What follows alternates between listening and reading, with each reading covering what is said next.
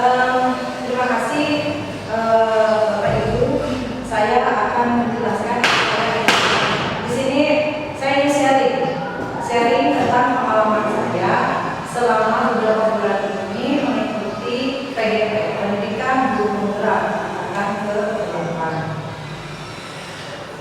Izinkan saya untuk memaparkan materi modul 1.4 pada LMS CGP Angkatan 8.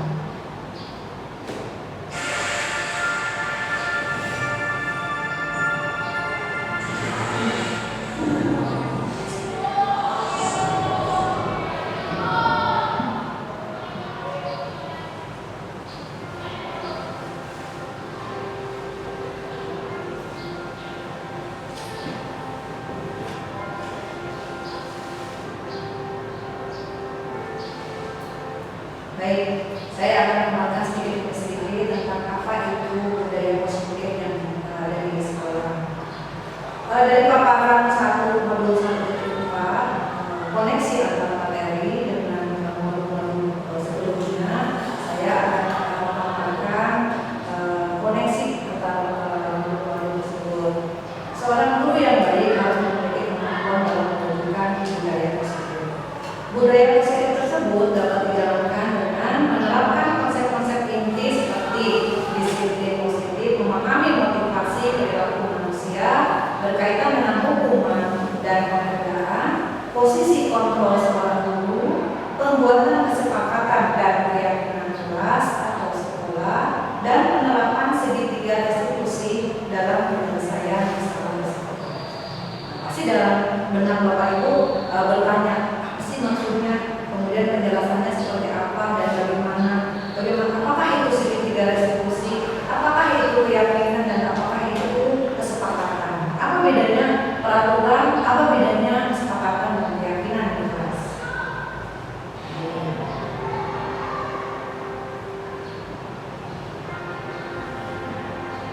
Baik, di sini disiplin positif sebagai bentuk kontrol diri agar dapat mencapai suatu tujuan mulia yang mengacu pada nilai-nilai atau prinsip-prinsip mulia yang dianut seseorang, yang kita namakan sebagai nilai-nilai kebajikan universal berdasarkan motivasi internal agar menjadi pribadi yang bertanggung.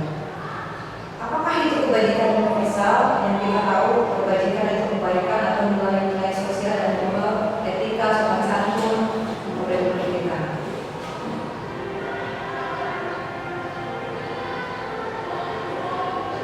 Baik, motivasi perilaku manusia ada dua. Motivasi datangnya dari eksternal dan motivasi internal. Untuk motivasi eksternal itu terbagi dua. Yang pertama untuk menghindari ketidaknyamanan atau hukuman, itu motivasi eksternal. Kemudian kedua untuk mendapatkan imbalan atau penghargaan dari orang lain, eksternal. Dan motivasi internal untuk menjadi orang yang mereka inginkan dan menghargai diri sendiri dengan nilai-nilai yang mereka percaya.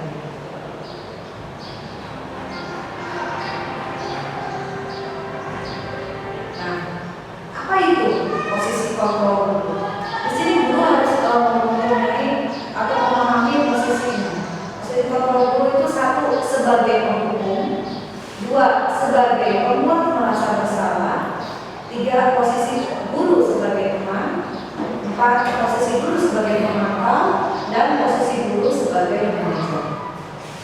Guru berbuat sesuatu bersama dengan murid, mempersilahkan murid mempertanggungjawabkan perilakunya, mendukung murid agar dapat menemukan solusi atas permasalahannya sendiri. Nah, posisi ini mengacu kepada restitusi yang dapat menjadikan murid kita sebagai seorang manajer bagi dirinya sendiri. Murid diajar untuk menganalisis kebutuhan dirinya maupun kebutuhan orang lain.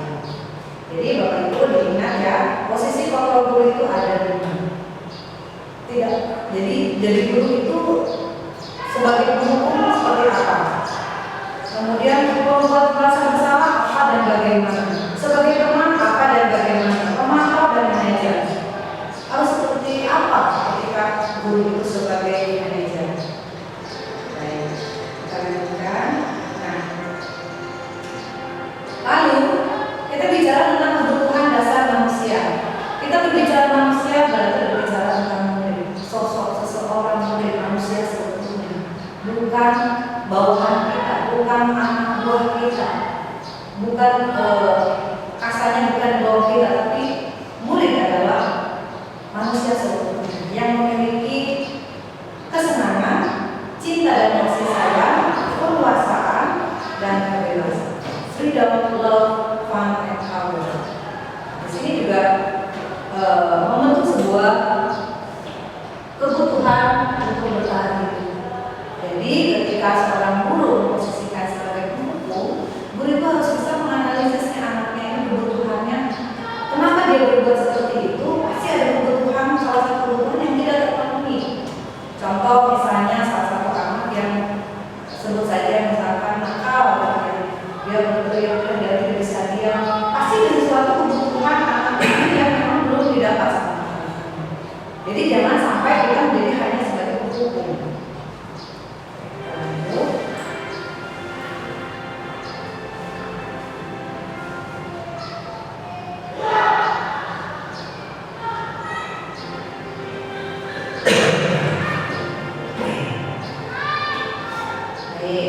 Nah, keyakinan sekolah atau keyakinan kelas. Nah, guru berperan dalam mewujudkan terbentuknya keyakinan sekolah atau kelas melalui kesepakatan antara guru dan murid. Keyakinan sekolah atau kelas berupaya menangkap pernyataan yang besar yang dipahami dan harus diterapkan dalam lingkungan sekolah atau kelas. Ya, mungkin dalam Bapak apa sih apa gunanya sama untuk keyakinan sekolah dibentuk berdasarkan kesepakatan dari murid semua. Sebelum memulai pelajaran, kita sepakati dulu kita mau ngapain pembelajaran ke depannya. Misalkan durasi 2 jam atau 3 jam ke depan, atau mungkin dalam satu semester ini kita sepakati dulu. Kita bikin keyakinan, tapi bukan kita yang membuat. Kita sepakati apa? Saya dengan cara saya membagikan satu kertas kosong, kemudian mereka mengeluarkan pendapatnya, kemudian keyakinannya. Contoh keyakinan kayak misalnya siswa atau murid harus saling menghargai sesama teman. Kemudian dikumpulkan tuh semua siswa mengeluarkan pendapatnya, keyakinannya, kemudian kesepakatannya dikumpulkan. Nanti kita fokuskan mana ya ini di antara sekian menjadi kesepakatan kelas. Misalnya datang tepat waktu, mengerjakan tugas tepat waktu. Artinya nanti ketika ada yang membuat kesalahan, dia apakah sesuai dengan kesepakatan yang sudah kita sepakati? Nanti kita di ruangan ada 4 jam banyak kalau keyakinan. Mereka harus bisa menghafal. 1, saling menyayangi, 2, saling menghargai, 3, datang tepat waktu ke kelas, 4, mengerjakan tugas tepat waktu. Misalkan cukup seperti itu, disiplin misalnya. Tempelkan di kelas, anak langsung mengingat. Ketika ada yang membuli pun, apa hukumannya? Karena sudah melanggar keyakinan yang sudah kita sepakati. Itu alhamdulillah saya sudah jalankan dan saya sudah menontonnya beberapa banyak siswa, anak-anaknya, kemudian akhirnya, terus karena saya bukan wali kelas, jadi saya menuliskan di sebuah agenda dan lalu saya ketika satu kelas kelas 2, kelas 12 menyalahi aturan keyakinan, maka dia konsekuensinya adalah hukumnya seperti apa. Jadi dia sendiri yang lanjut. Nah, ini yang paling menarik dari saya. Segitiga restitusi. Apa itu segitiga restitusi? Segitiga restitusi itu adalah cara upaya penanganan siswa yang bermasalah. Bukan diserahkan langsung ke kesiswaan anak guru dia begitu saja. Sebetulnya itu tidak sesuai. Kita tangani. Semua guru harus punya ilmu segitiga restitusi. Bagaimana ketika menangani siswa yang misalkan bermasalah di sekolah ini, membuat formal dan sebagainya. Apa tahapannya? Kenapa disebut dengan segitiga restitusi? Tahapannya, guru berperan sebagai manajer dengan menerapkan segitiga restitusi. Nah, dalam penyelesaian masalah melalui 3 tahapan. Apa yang disebut dengan segitiga? Karena ada 3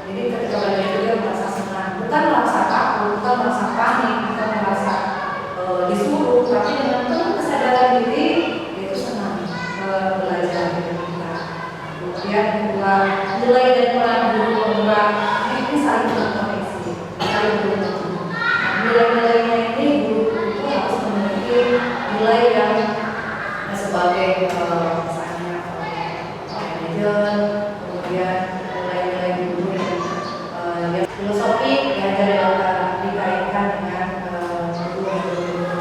Pendidikan menurut filosofi diajari salah satu. Pendidikan menuntun segala kekuatan moral yang ada padanya agar dapat mencapai keselamatan dan kebahagiaan yang sempurna. Bayangkan Bapak Ibu, kita sebagai guru bagaimana mengupayakan usaha murid-murid kita itu harus merasa bahagia ketika berada di sekolah, ketika bertemu dengan kita, ketika bertemu di kelas. Nah, apa kaitannya dengan budaya positif? Budaya di sekolah dapat menunjukkan dengan menciptakan kegiatan-kegiatan yang berpihak pada murid. Motivasi lingkungistik yang dibangun melalui pemecahan masalah secara mandiri melalui strategi resolusi dapat mengembangkan kodrat baik pada murid yang akan menentunya mencapai keselamatan dan kebahagiaan seterusnya. Luar biasa ya. Bapak Ibu, sebenarnya Bapak Ibu siang ini ngantuk ya, kemudian lelah mungkin, banyak tugas juga. Terima kasih sudah menyempatkan hadir di ruangan ini. Saya mau sekarang saya pengen bersama Bapak Ibu. Bersama-sama seperti ini aja. Tetap semangat.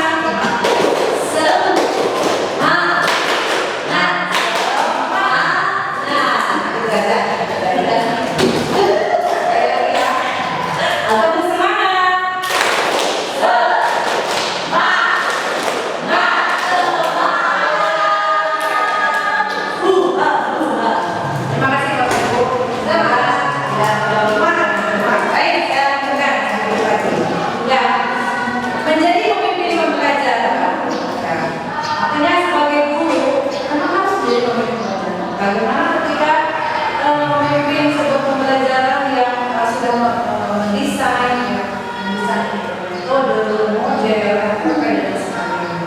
Menjadi coach sebagai guru lain, arti coach di sini artinya di dalam sebuah komunitas seperti sekolah itu tidak ada lagi bermusuhan. Artinya itu saling terbuka, sharing, mengajak hal yang positif. Tidak jangan terlalu resmi, formal dalam misalnya ngobrol atau dari ngobrol. Kita mengajak teman-teman ke arah yang positif. Artinya apa? Mengajak ke perubahan. Ayo Bapak Ibu, sekarang waktunya berubah. Ubahlah miskonsepsi yang dulu metodenya hanya ceramah mengajar, digali lagi teknik-teknik pembelajaran, metode pembelajaran yang terbaru ataupun yang sudah dijalankan oleh teman-teman yang lain. Jadi saya namanya berbagi arti baik.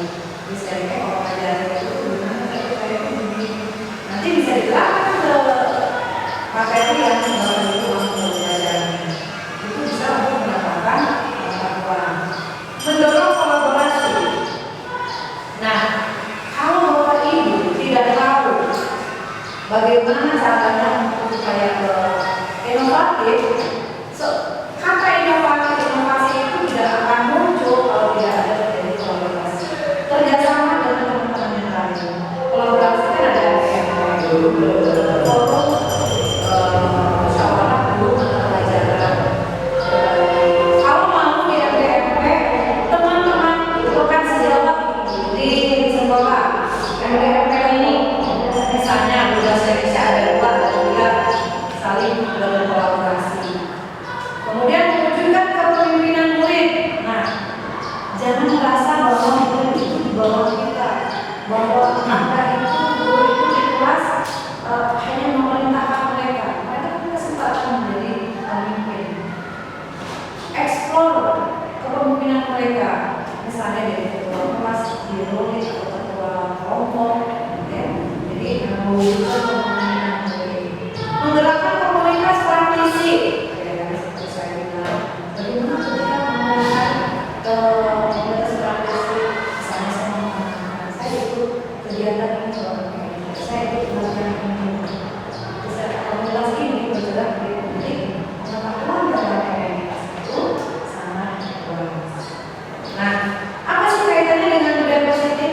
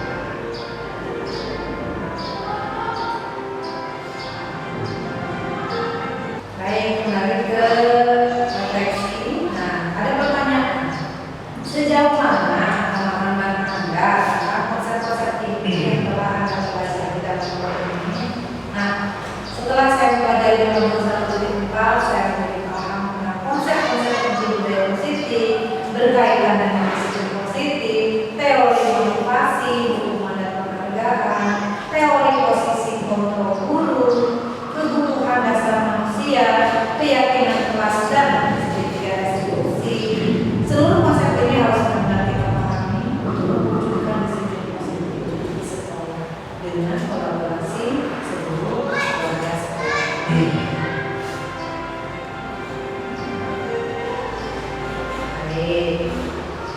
Hal yang menarik di luar biasa ya. Pertama, tidak semua murid harus diselesaikan sendiri oleh guru. Namun, guru hanya membantu murid menemukan masalahnya sendiri dengan pendekatan studi dan diskusi. Saya hanya akan jabarkan bagaimana sih, apa sih contohnya, seperti apa sih. Saya sudah mempraktekannya ketika menangani ada permasalahan siswa dengan mengikuti pendekatan studi dan diskusi. Kemudian, nah ini yang paling penting, pemberian reward itu tidak sama nilai, justru dapat mengalihkan kreativitas, bersifat mendukung, merusak hubungan dan mengurangi kecepatan. Dan yang ketiga, ternyata posisi kontrol sebagai teman kurang tepat juga untuk guru, karena murid hanya akan bergantung pada guru saja. Ini saya baru paham. Saya dulu memang menganggap bahwa gimana ya caranya guru supaya senang, supaya bahagia, senang melihat kita bergaul. Akhirnya saya ceritanya berusaha untuk menjadi teman mereka, melakukan dan lain sebagainya, posisi sebagai teman dan sebagai teman. Tapi ternyata nggak baik juga. Kita kalau sebagai teman kurang tepat untuk guru, karena guru hanya akan bergantung pada guru saja. Ya mungkin ada salah satu contoh dari kita yang dia akrab gitu. Si guru dia murid itu ukuran sama satu guru, karena guru yang satu ini memposisikan sebagai ke guru yang lain dia tidak mau, karena dia tidak punya kontrol sebagai teman seperti yang si guru yang satu. Akhirnya murid itu memilih, enggak saya mau sama guru itu harus lebih asik, harus guru itu bisa jadikan teman. Itulah kenapa tidak boleh kita sebagai guru sebagai teman, karena nanti siswa itu akan bergantung pada guru tersebut.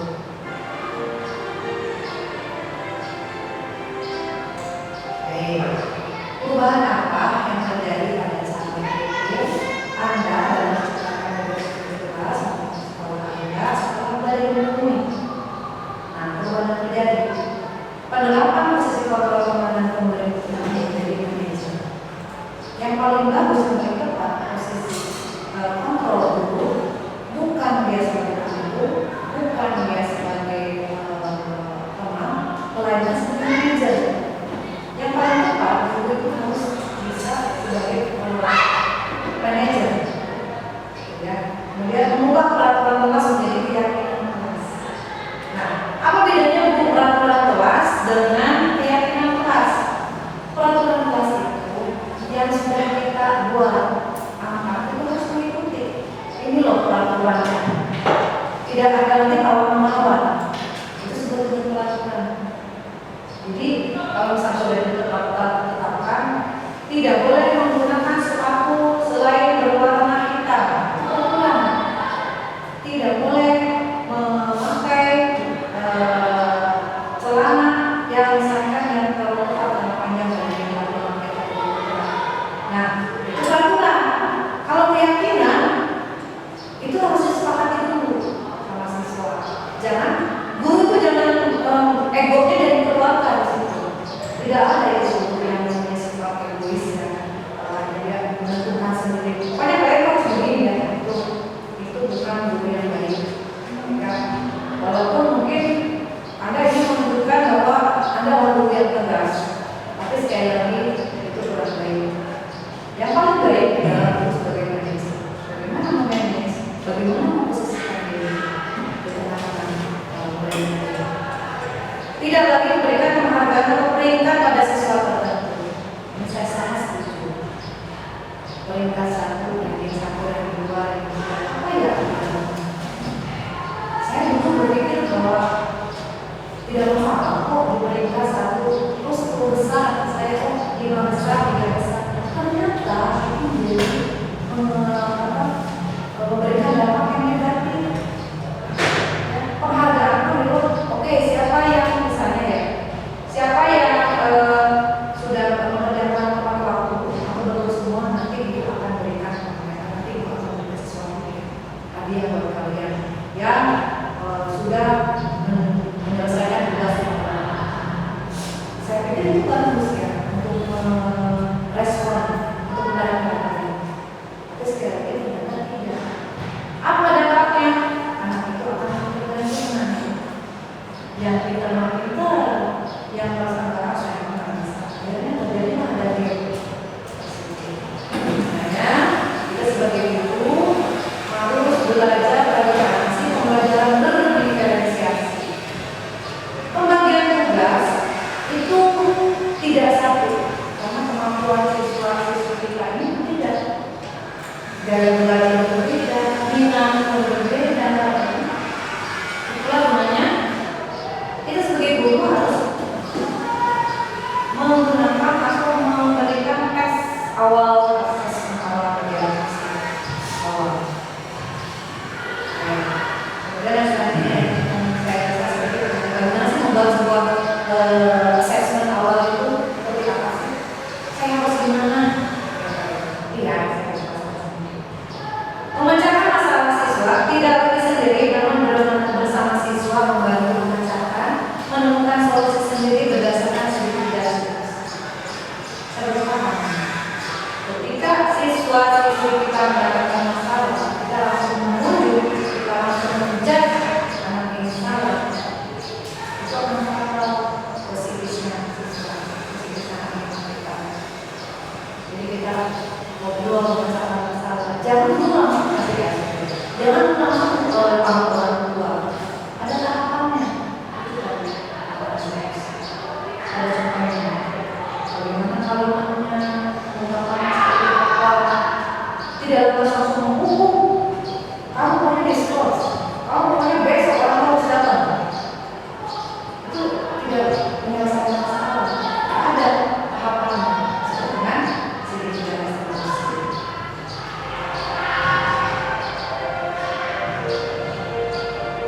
Oke, lalu pengalaman seperti apakah yang pernah Anda alami terkait penerapan konsep-konsep ini dalam budaya positif, baik di lingkungan kelas maupun sekolah Anda? Nah, saya berdasarkan pengalaman. Hal yang pernah saya alami adalah saat menangani kasus perkelahian antara siswa dan dosen. Saya mencoba menerapkan pendekatan sedikit dan diskusi, menanyakan akar permasalahannya, dan membantu siswa mencari solusi dan menanyakan keyakinan kelas apa yang harus tersebut. Saya garis bawahi ya, membantu siswa mencari solusi, bukan menentukan solusi bersama-sama. Contoh ungkapannya membantu siswa mencari solusi adalah misalnya bagaimana udah karena kamu mengakui kamu salah, hukumannya kamu imbalannya konsekuensinya kamu begini. Dia menentukan sendiri. Baik Bu, kalau saya salah saya akan dengan saya berdua segala. Jadi dia sendiri yang menyadarkannya. Guru hanya membantu, bukan langsung menjudge, bukan menentukan solusi. Udah, mulai sekarang kamu harus minta maaf sama teman-teman. Tidak. Ya, harus jadi cuma membantu mencari solusi.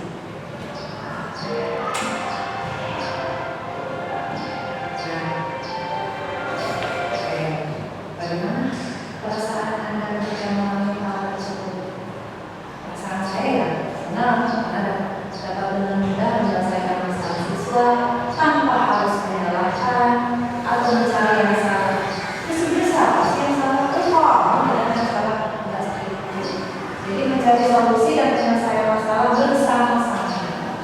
Nah, saya juga lebih termotivasi untuk terus menerapkan dan mengembangkan budaya positif di lingkungan sekolah dan kelas.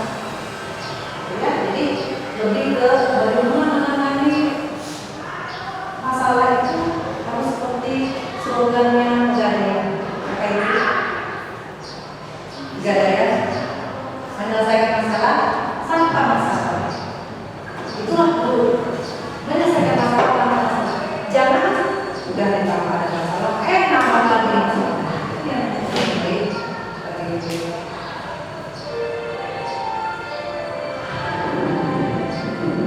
Oke. Nah, menurut Anda terkait pengalaman dalam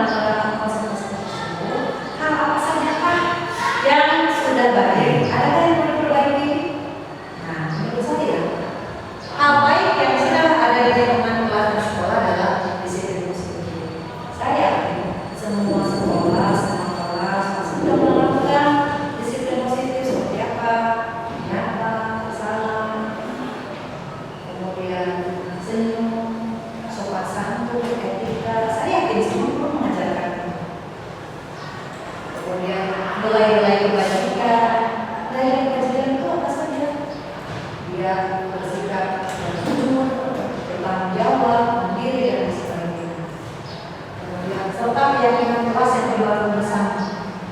Mari saya jelaskan sedikit keyakinan kelas yang sudah disepakati.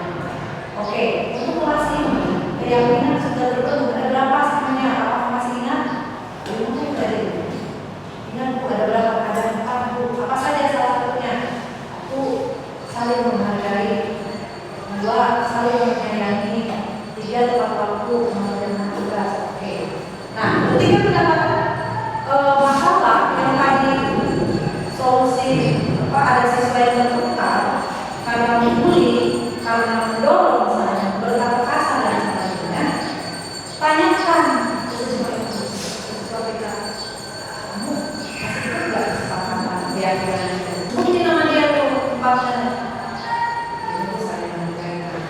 Perbuatan kamu itu apakah bertentangan dengan kesepakatan kita keyakinan yang kita sepakati? Pasti sudah menyalahi keyakinan sudah disepakati.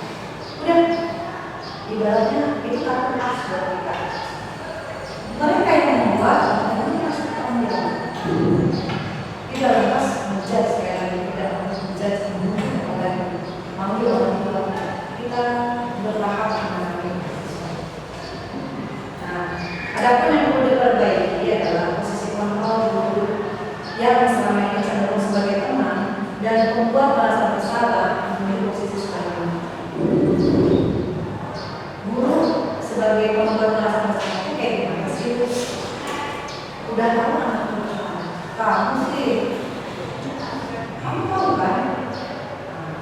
Membuat merasa bersalah. Misalnya guru itu datang ke kelas, kemudian ada tamu kedua, diberikan waktu, oke, anak-anak nanti ibu ada keluar dulu, ada tamu, kalian silakan kerjakan tugasnya ya. Ibu sebentar keluar dulu. Masuk lagi, tidak ada anak yang mengerjakan tugas. Ada emosi memang, udah bilang kakak itu, buat kalian dengan nada yang tidak bisa mengontrol sampai stres dan emosi. Kemudian ngomong ini, tolonglah, bantulah ibu. Jadi mengemas, makanya pembuat merasa bersalah, tolong ibu. Kalian mau kan bantu ibu, jangan bantu tugas. Nanti kalau kalian tidak mengerjakan tugas, ibu lagi tunggu sama kepala sekolah, gimana? Nanti kepala sekolah nggak kayak gitu. Masa kalian nggak sama ibu? Itu tuh nggak boleh. Sifat kontrol guru seperti itu tuh nggak boleh.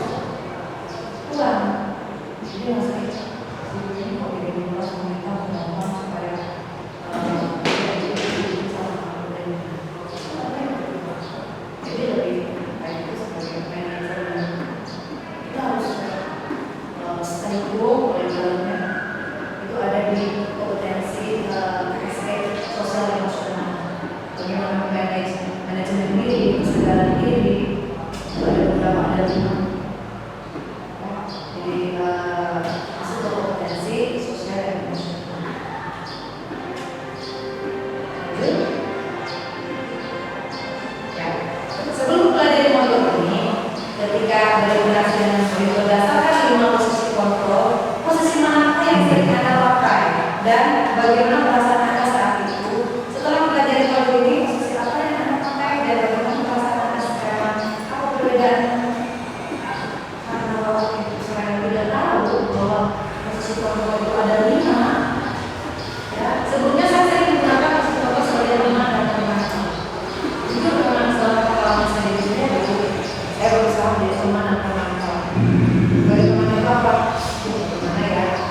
Karena prinsip saya itu bagaimana supaya anak ini diam, bagaimana supaya anak ini nurut, bagaimana supaya anak ini mengerjakan dengan berbagai macam cara saya lakukan. Yang pertama,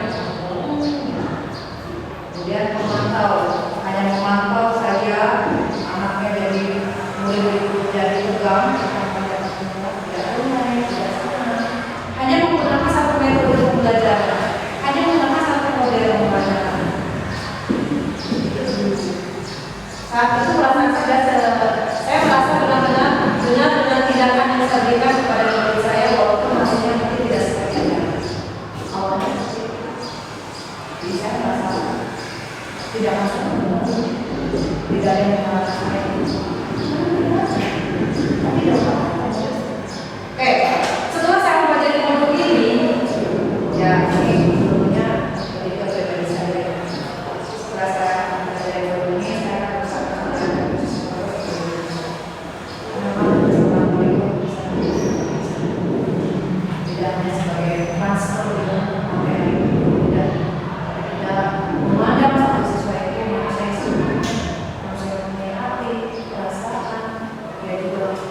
butuh 50 juta. Karena pada waktu itu pasti ada faktor lain yang dia belum dapatkan kebutuhan.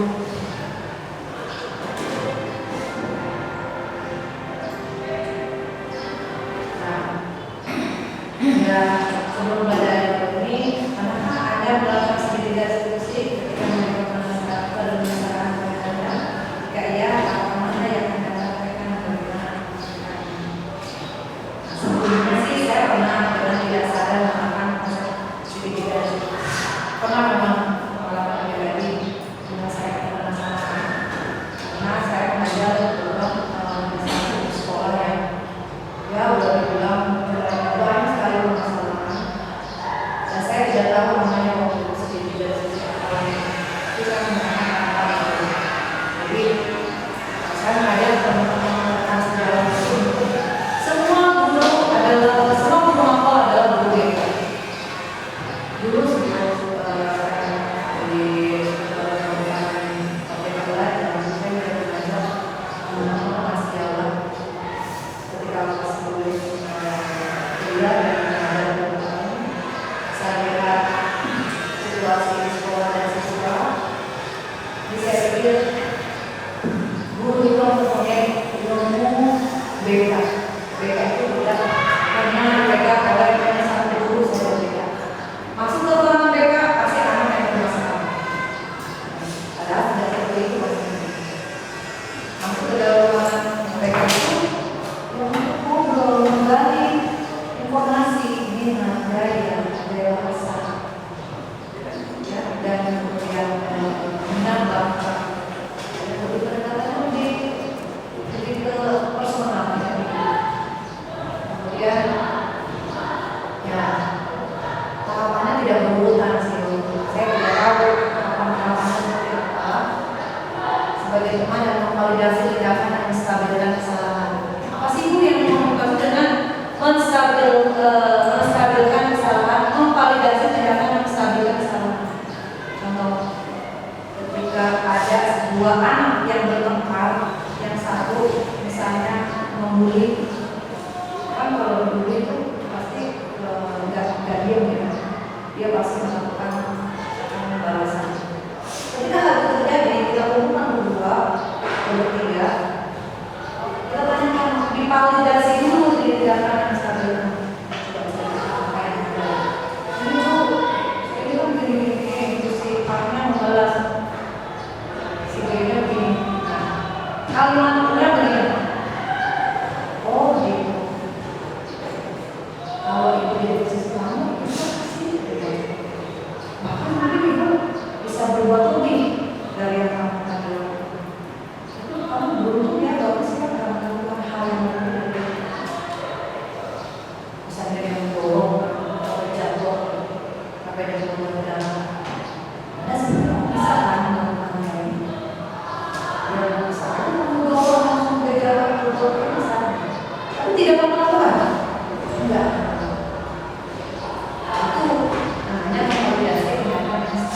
Setelah dia meninggal, dia kalau lagi emosi, dia ada yang bisa.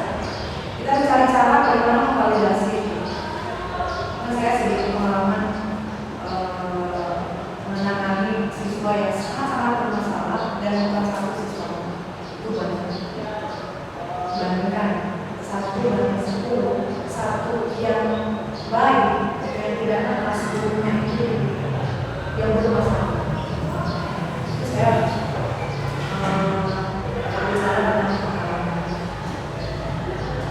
nah, tapi tidak sampai menaikkan keyakinan karena saya tidak tahu apa itu keyakinan kalimatnya ya. Nah, jadi sebelumnya saya sering meminta murid untuk melakukan tindakan yang saya benar dan tidak dipahami dari murid. Terus saya jadi merasa kayak saya itu lebih tua dari kamu, kamu itu murid, saya itu guru. Jadi saya berhak melakukan yang baik buat kamu di sekarang yang sekarang tidak seperti kita. Kamu sudah tahu salah. Kita udah gini aja. Kamu mulai sekarang dari mana lagi? Kemudian anak dari rasa bukan tapi dia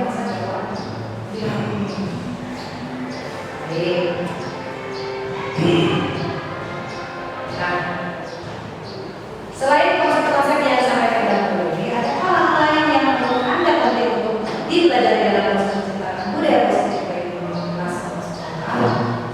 Nah, hal yang menurut saya penting untuk dipelajari adalah kolaborasi dan kerjasama dari berbagai pihak dan seluruh warga sekolah.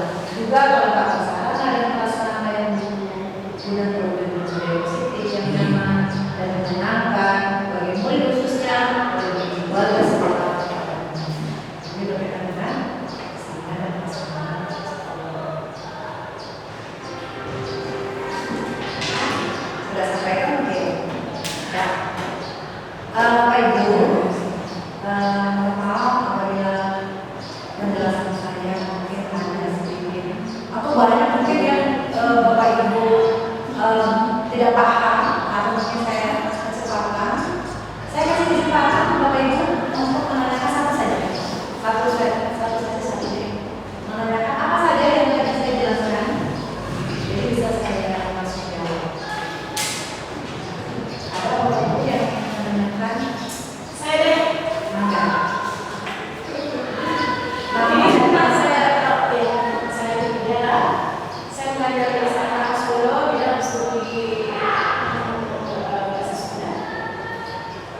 Entah saya kurang mendengar atau bagaimana tadi ada kasus ketika si guru minta izin untuk keperluan meninggalkan kelas dan anak diberikan tugas. Tadi ibu mengatakan bahwa ketika anak tidak melakukan tugas itu kita jangan menangis, gitu ya. Satu, kita jangan menangis, dan yang pertama itu jangan menjas, ya kan? Nah ini pertanyaan saya, jadi harus seperti apa? Nah, dulu apabila kita ada situasi seperti itu. Tadi saya katakan entah saya tidak terima atau bagaimana, itu saya tidak menemukan jawaban dari ini tadi. Baik, terima kasih Ibu atas pertanyaannya. Saya mungkin sebelum menjawab, saya akan memberikan sebuah tayangan tentang penerapan segitiga eksekusi.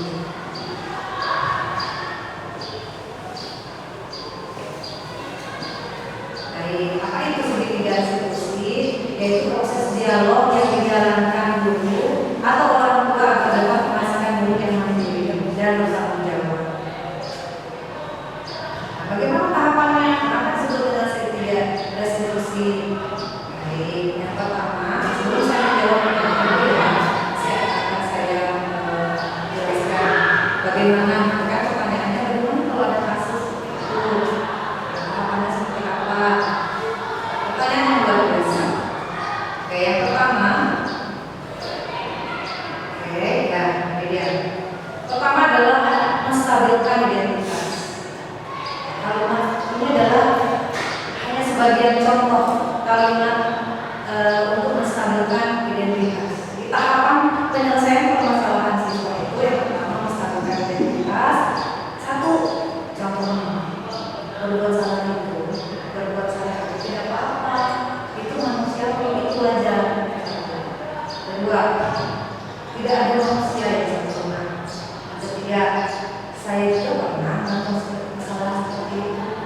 Jadi jangan langsung menyalahkan kamu tuh sebenarnya gak baik seperti itu. Kamu menyalahi aturan yang sudah ditentukan sama anak sekolah. Kamu punya etika nggak sih? Udah, dari nada, intonasi, ya, dari suara juga sudah langsung anak tuh tidak ditandai jadi sudah. Kemudian kita bisa menyelesaikan soal permasalahan yang luar biasa dengan kalimat seperti ini, pasti emosinya langsung down. Kemudian ibu tidak tertarik mencari siapa yang salah. Misalnya ada konflik, ada dua siswa, boleh menggunakan kalimat ini untuk menstabilkan identitas.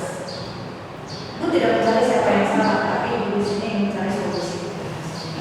Kan misalnya kalau berantem dua anak itu kan yang ini semuanya merasa benar, semuanya merasa benar. Nah, itu boleh menggunakan kalimat ini. Kemudian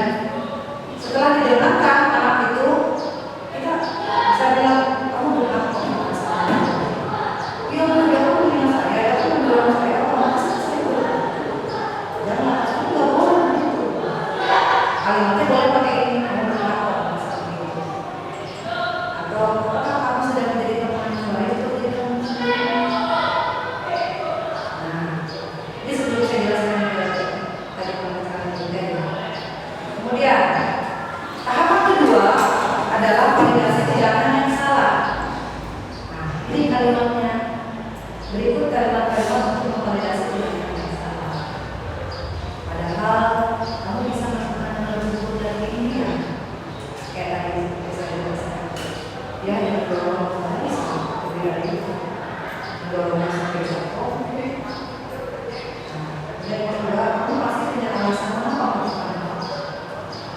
Jadi anak muda kesalahan itu jangan sengaja, pasti ada alasan kenapa. Boleh mama menggunakan kalimat kau kamu bangga pada diri sendiri karena kamu telah melakukan sesuatu yang penting buat kamu. Misalnya menghina orang tuanya, kemudian tidak terima melakukan hal yang kasar. Kasih kalimat ini juga, dia langsung bilang, kamu boleh mempertahankan sikap itu, tapi kamu harus menambahkan sikap yang baru.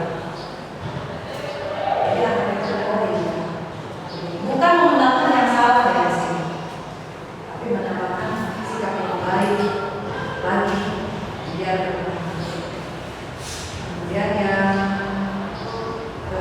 ketiga, nah ini dia yang tadi saya bilang, keyakinan, menanyakan keyakinan. Nah, apa yang kita percaya sebagai kelas satu keluarga? Apa nilai-nilai umum yang kita telah sepakati? Apa bayangan kita tentang kelas yang ideal? Kamu mau jadi orang yang seperti apa? Itu nah, mengenai kasus yang ditanyakan ke Bida, ada siswa yang izin keluar, itu beda? Bukan. Kasus ibunya kan, ibunya kasus, ibu ada tugas guru meninggalkan kelas, lalu memberikan tugas kepada anak. Ketika ibu masuk, ternyata mereka tidak mengerjakan tugas. Ya, dan tadi ibu katakan hindari sikap menulis kepada anak, ya kan? Yang pertama itu jangan juga ngejas. Nah, yang saya tanyakan, jadi solusinya seperti apa? Bagaimana? Tidak ada alasan kita seperti nasihati ya sama murid. Nanti gimana sih terus ya sama ibu sampai kamu lagi menyesakan ya seperti itu. Atau misalkan kan gimana sih kan itu ya ada perbedaan. Nah menurut mengikuti berdasarkan segitiga diskusi ini, jadi kalau menurut saya dari kasus tersebut sebelumnya kelas itu kita makanya dari awal pembelajaran kita buat kesepakatan dulu yang untuk sebagai landasan hukum jadi dalam berlangsungnya pelajaran saya ada keyakinan yang sudah kita sepakati apa saja misalnya mengerjakan tugas ketika melakukan atau mengerjakan tugas sesuai tepat waktu itu sudah dijelaskan di situ.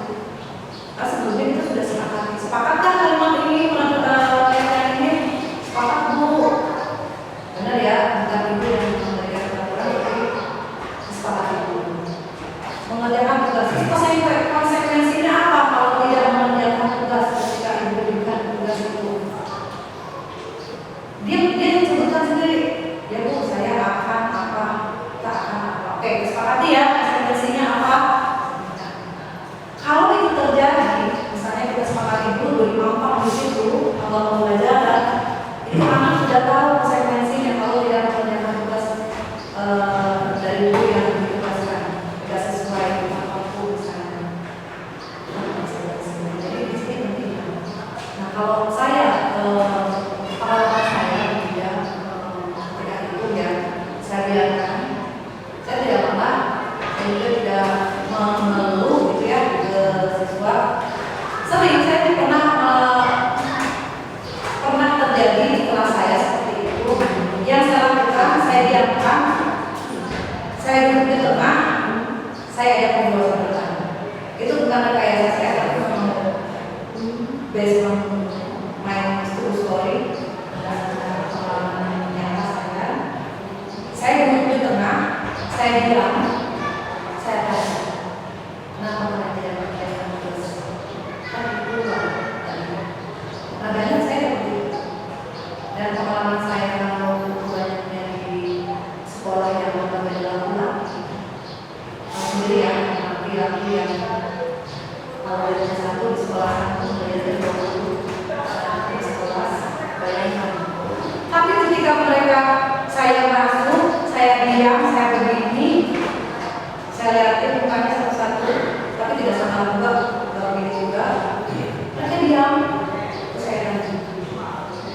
mungkin berkaya saya memang yang saya ini berbeda. Saya tanya sama mereka, kenapa alasannya? Ibu, itu kan gini, pasti banyak kan alasannya. Kan satu alasannya. Ya bu, dari itu saya tuh dari mau dari, tapi kalau tentang dari, ya udah saya tuh nanti dia males. Ada satu lagi. Setelah itu saya refleksi, setelah itu saya tanya pada diri saya sendiri, gimana ya cara kerja ini kalau saya ada tugas? Saya banyak sama banyak yang ada yang bertemu dengan saya, kalau saya kerja sebentar, itu saya sering. Saya refleksi oleh kali kalau saya pulang dulu, strategi saya kasih tugas ke kelompok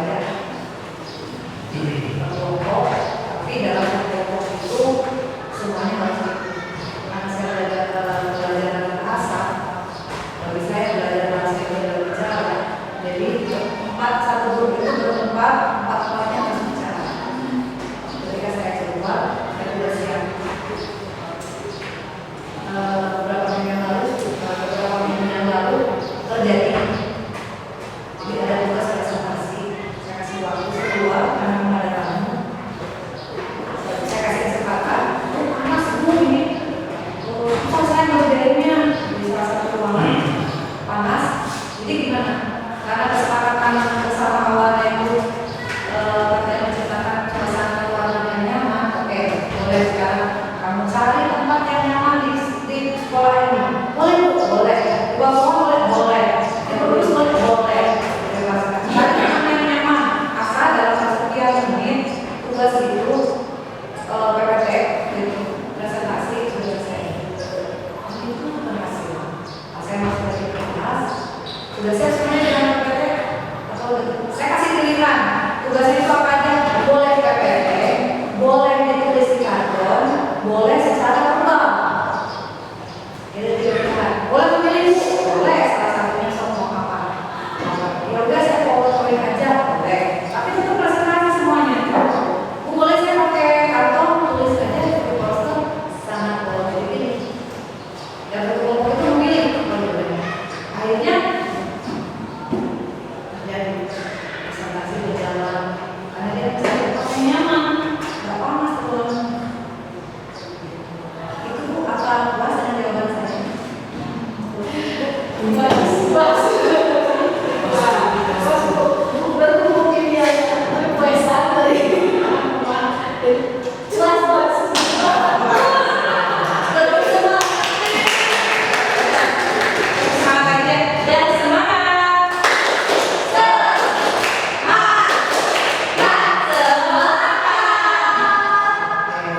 Sepertinya ada lagi yang bertanya tidak.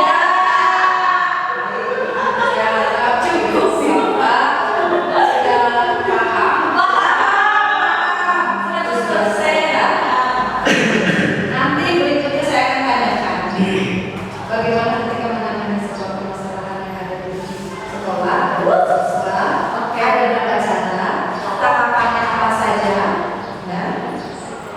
Nah ini contoh yang kemudian saya menangani.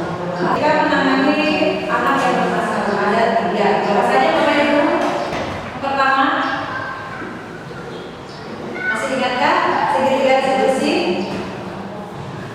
Bapak Ibu, yang pertama apa? Validasi tindakan yang salah. Oke, yang kedua menstabilkan identitas. Yang ketiga rasanya dari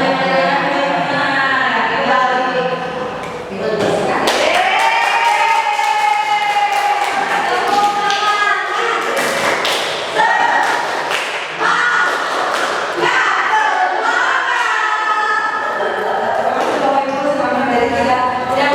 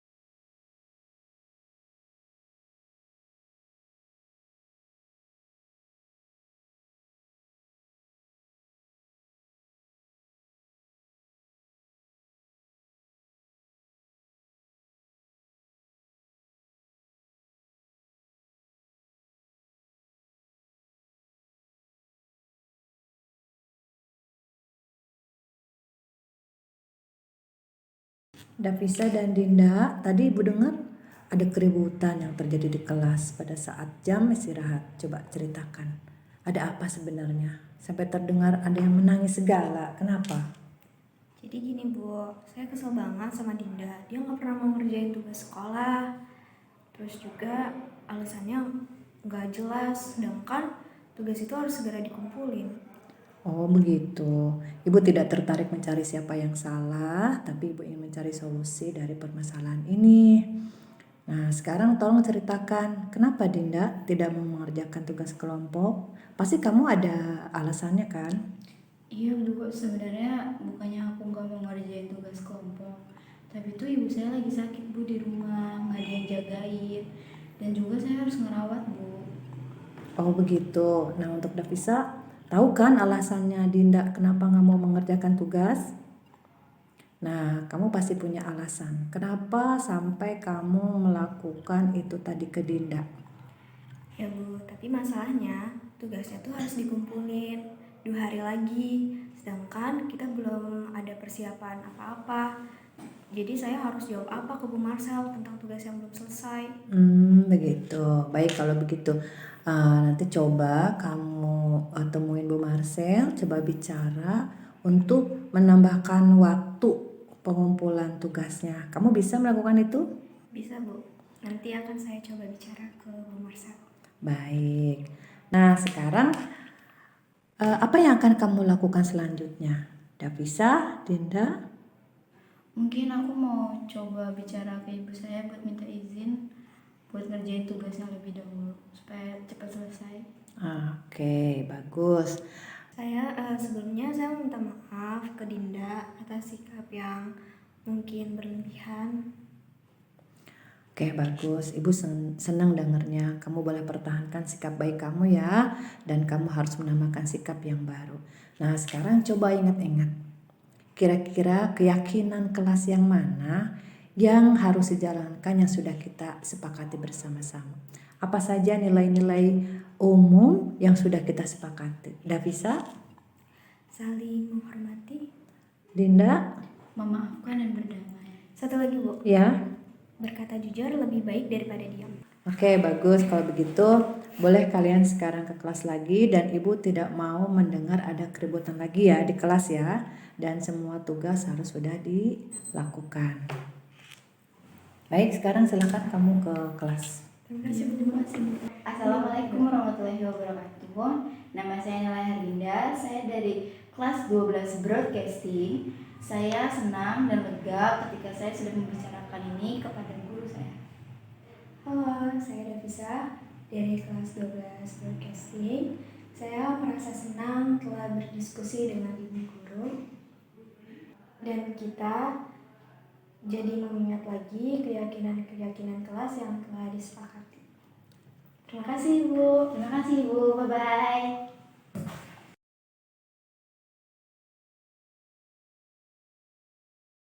TB, tadi Ibu dengar laporan dari ketua kelas kalau kamu tadi bertengkar ya sama Irfan.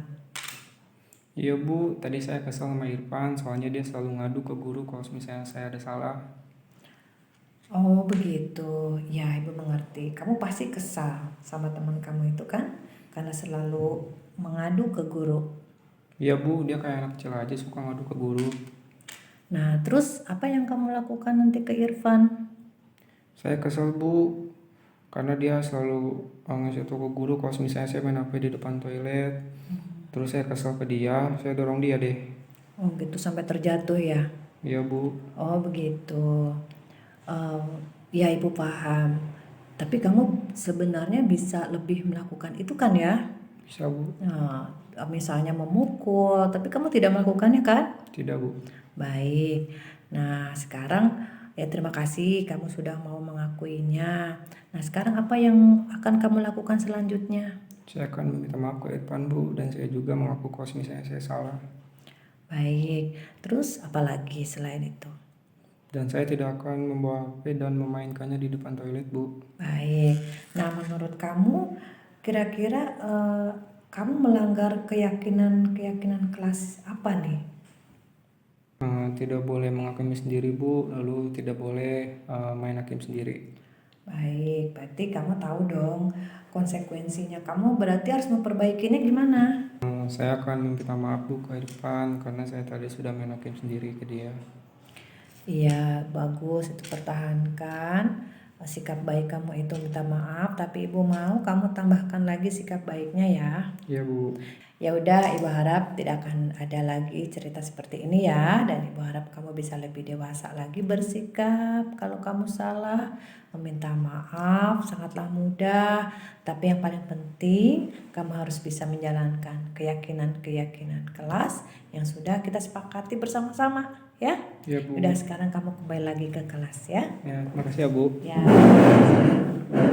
Assalamualaikum warahmatullahi wabarakatuh. Saya Tubagus Sayyidul Rahman dari kelas 12 Broadcasting. Di sini saya merasa bangga